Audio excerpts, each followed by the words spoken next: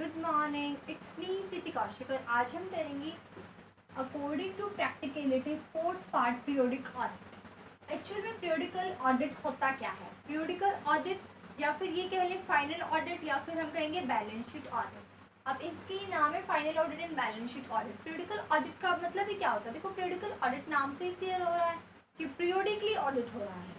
Periodically means यानी कि continuous audit नहीं है, यहाँ पर कोई कंटिन्यूटी नहीं है। कैसे हो रहा है? पीरियोडिकली हो रहा है, यानी एक पीरियड खत्म होने के बाद। अब वो पीरियड क्या हो सकता है? अब वो पीरियड फाइनेंशियल ईयर भी हो सकता है या फिर फाइनेंशियल ईयर के अलावा भी कोई ईयर हो सकता है। जैसे हम कहें कि दिवाली ईयर, हम तो अपने अकाउंट्स हर बार दिवाली पे ही चेक करवाएंगे, ठीक है। किसी का कोई ईयर है, ठीक है, तो जरूरी नहीं होता कि वो फाइनेंशियल ईयर ही हो कि 1 अप्रैल टू 31 मार्च ही, यानी 31 मार्च को ही सबके अकाउंट्स ऑडिट हो रहे हो हर ऑर्गेनाइजेशन की। जरूरी नहीं है, हो सकता है उन्होंने कह रखा हो कि हम दिवाली पे अपने अकाउंट्स ऑडिट कराएंगे तो वो भी चलेगा, ठीक है। तो दिवाली ईयर का क्या हो जाएगा? Periodical audit. दिवाली पे अकाउंट्स चेक हो रहे हैं, यानी फाइनल ऑडिट कब हो रहा है? दिवाली पे, ठीक है। इसीलिए उसको बैलेंस शीट ऑडिट भी कहा जाता है, क्योंकि उसी दिन लास्ट में उनकी जितनी भी बैलेंस शीट, जो भी बैलेंस शीट प्रिपेयर हो चुकी है ऑर्गेनाइजेशन की, वो लास्ट में ही चेक हो रही है। ऑडिटर बैलेंस शीट को चेक कर रहा है फाइनेंशियल ईयर के एंड में, तो उसको बैलेंस शीट ऑडिट भी कहा जाता है, ठीक है। तो क्लियर हुआ periodical audit, final audit and balance sheet audit क्या होता है। देखिएगा, normally at the end of financial year कब होता है पीरियोडिकल ऑडिट या फाइनल ऑडिट? फाइनेंशियल ईयर के एंड में। नॉर्मली ऐसा ही होता है कि बाई चांस 1 जन से 31 दिसंबर, या फिर कह दो कि 1 अप्रैल टू 31 मार्च, ठीक है। ऐसे फाइनेंशियल ईयर के एंड में ही कराते हैं लगभग, लेकिन कुछ अगर उन्हें दिवाली ईयर पे कराना है, होली ईयर पे, तो वैसे भी करा सकते हैं। तो पीरियोडिकल ऑडिट यानी लास्ट में जाके ऑडिट हो रहा है, जब भी तुम ऑडिट करा रहे हो। फाइनल ऑडिट है, एक ही बार ऑडिट हो रहा है, ठीक है। Auditor doesn't attend whole of the time. जो ऑडिटर होगा वो हमेशा अटेंड नहीं करेगा ऑर्गेनाइजेशन को, हमेशा वो ऑर्गेनाइजेशन में ही नहीं बैठा रहेगा, जैसे कंटिन्यूअस ऑडिट में होता है कि वो वीकली आ रहा है फिर जा रहा है, ठीक है। ऐसा नहीं होता इसमें लास्ट में एक बार आएगा और तभी वो सारे काम को अटेंड करेगा एक ही मीटिंग में। यानी कि देखो, whole checking is affected at one time. सारी की सारी चेकिंग एक ही बार में अफेक्ट होंगी। जब वो आएगा ऑर्गेनाइजेशन के अंदर तभी वो हर चीज को स्टडी करेगा। Started after a specific period of time, all accounts scrutinized. क्या होगा कि जितने भी अकाउंट्स प्रिपेयर हो रखे हैं अब तक, उन सबको एक ही बारी में वो स्क्रूटिनाइज करेगा।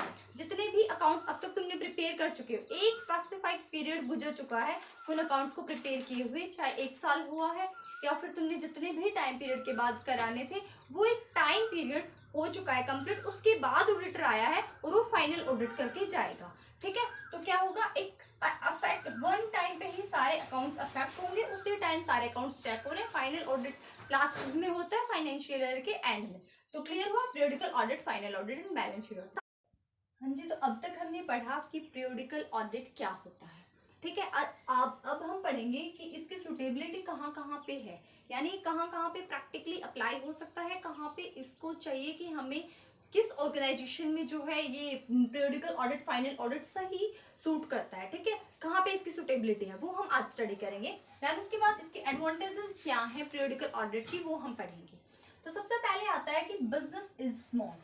जहाँ पे बिजनेस छोटा होगा वहीं पे फाइनल ऑडिट कराने का फायदा होता है। कैसे फायदा होता है? देखो भाई, अब तुम्हें पता है कि तुम्हारा ऑर्गेनाइजेशन का साइज जो है वो स्मॉल है, ठीक है। तो जरूरी नहीं होता कि इतनी ज्यादा ट्रांजेक्शन होगी कि तुम कंटिन्यूअस ऑडिट करा रहे हो, बार बार अपने सारे अकाउंट्स को चेक करा रहे हो। इसकी कोई जरूरत नहीं है ना। जब तुम्हें पता है भाई ऑर्गेनाइजेशन छोटा सा है, एक बार लास्ट में ऑडिट कराएंगे हमारा काम चल जाएगा, इतने ज्यादा एरर फ्रॉड नहीं हो रहे, कोई प्रॉब्लम वाली बात नहीं है, हम लास्ट में कराएंगे और काम चल जाएगा। तो जहाँ पे बिजनेस स्मॉल होगा वहीं पे ये सुटेबल होगा। ये नहीं जहाँ पे ऑर्गेनाइजेशन का साइज इतना लार्ज, इतनी ज्यादा ट्रांजेक्शन हो रही है, फिर तुम कह रहे हो कि हम फाइनल ऑडिट करा ले, काम चल जाएगा। काम तो चल जाएगा लेकिन एरर और फ्रॉड होंगे तो फिर हम रिस्पॉन्सिबल नहीं है। लेकिन जो ये कह रहे हैं, अगर तुम्हें इनकी बात माने तो मानो कि सुटेबल वही होगा जहां पर बिजनेस का साइज जो है वो स्मॉल होगा।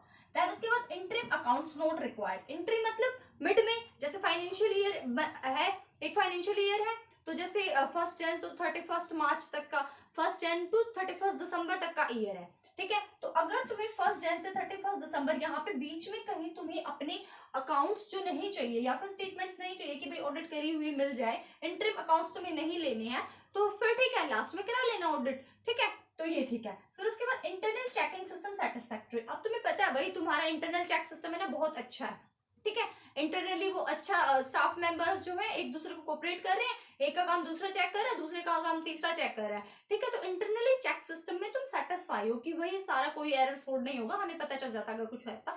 अगर तुम सेटिस्फाई हो तो फिर जरूरत नहीं कि तुम कंटिन्यूअस ऑडिट कराओ, फिर तुम फाइनल ऑडिट करा सकते हो, ठीक है।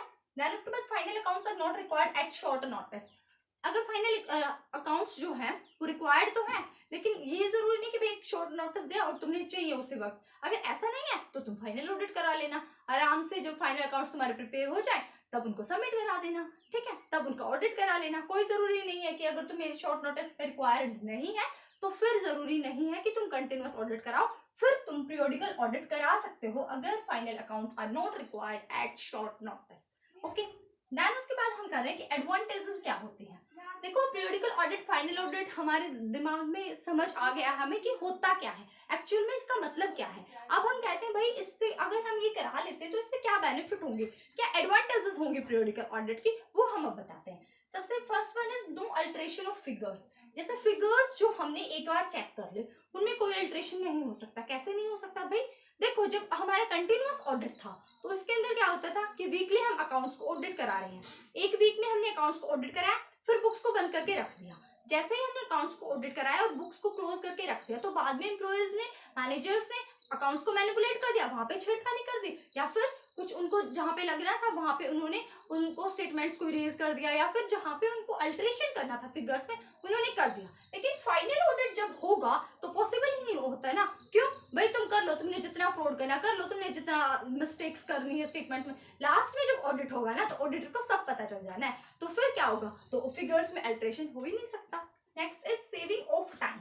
जो टाइम होता है वो सेव हो जाता है, किस तरीके से, अब जब कंटिन्यूअस ऑडिट होता है तो लगातार जो एम्प्लॉयज और ऑडिटर का स्टाफ होता है वो बीच बीच में उनसे क्वेश्चंस पूछता है कि यहाँ पे तुमने क्या मिस्टेक की, स्टेटमेंट में तुम्हारी ये गड़बड़ी थी। लेकिन जब लास्ट में ही ऑडिट होगा, फाइनल ऑडिट होगा, तो जो एम्प्लॉयज स्टाफ होंगे वो भी बार बार डिस्टर्ब नहीं होंगे और उनका टाइम जो है वो बच जाएगा, सेव हो जाएगा।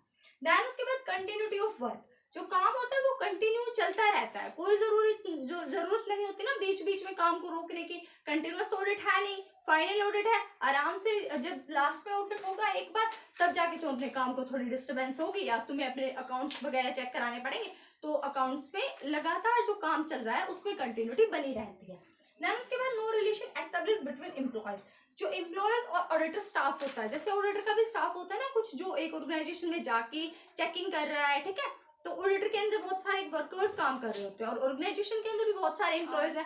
अगर कंटिन्यूअस ऑडिट होता तो उनका रिलेशन जो है अच्छा बन जाता, उनके अंदर अच्छी अंडरस्टैंडिंग हो जाती है और वो एक दूसरे से मिलके फ्रॉड भी कर सकते थे।